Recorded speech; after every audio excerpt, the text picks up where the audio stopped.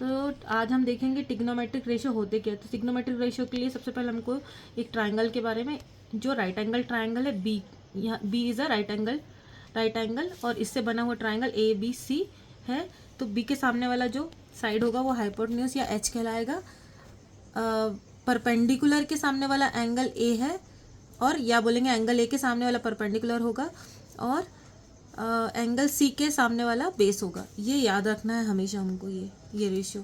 तो एक शॉर्टकट है इसका, P B P by H H B. देखो मैं कैसे कर रही हूँ याद करने के लिए। तो हमको जब भी हम रेशियो निकालते हैं तो पहला रेशियो क्या होता है, साइन का बोलते हैं, साइन का, साइन थीटा, देन कोसाइन या कॉस थीटा भी बोलते हैं उसको, और 10।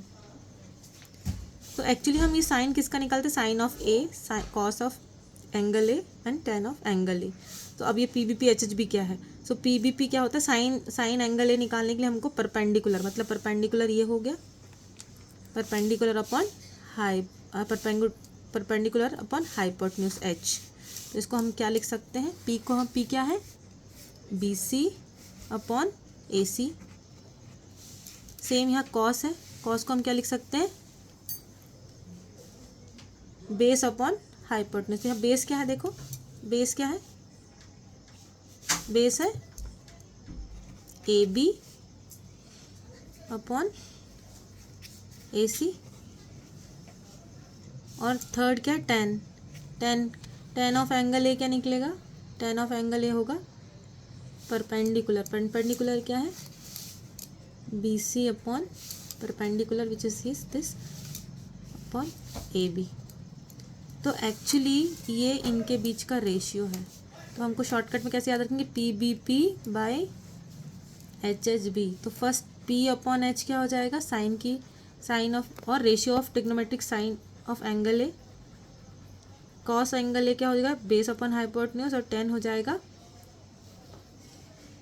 Perpendicular upon base. इससे ही यही हर समय आपको ये, अगर ये याद हो गया तो साइन कॉस टेन। अब यहीं पर हम देखेंगे साइन का, साइन क्या होता है, sine is equal to 1 upon cosec लिखते हैं हम लोग, कॉसेक ऑफ एंगल ए। तो ये क्या हो जाएगा, अगर हम ऐसे पढ़ेंगे इसको, एच अपॉन पी, मतलब is equal to H upon P. तो यहाँ लिख देंगे साइन, यहाँ पर लिखेंगे कॉसेक ऑफ एंगल ए। अब कोसाइन का क्या होता है, cosine of angle A is equal to 1 upon sec A angle A. तो क्या हो जाएगा, एच अपॉन बी हो जाएगा, एच अपॉन बी। और same for 10 of angle A क्या हो जाएगा, 10 of angle A 1 upon cot होता है ना, कॉट ऑफ एंगल ए। तो ये क्या हो जाएगा, इसका अपोजिट, ये बी अपॉन एच।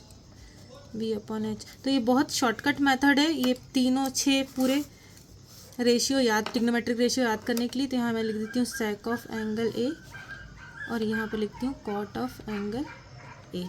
तो इतना ही एक छोटे से फॉर्मूले में हमको सब कुछ मिल जाता है। तो इसको सेम हम इसको लिख सकते हैं ए सी अपॉन बी सी, इसको हम लिख सकते हैं ए सी अपॉन ए बी, इसको हम लिख सकते हैं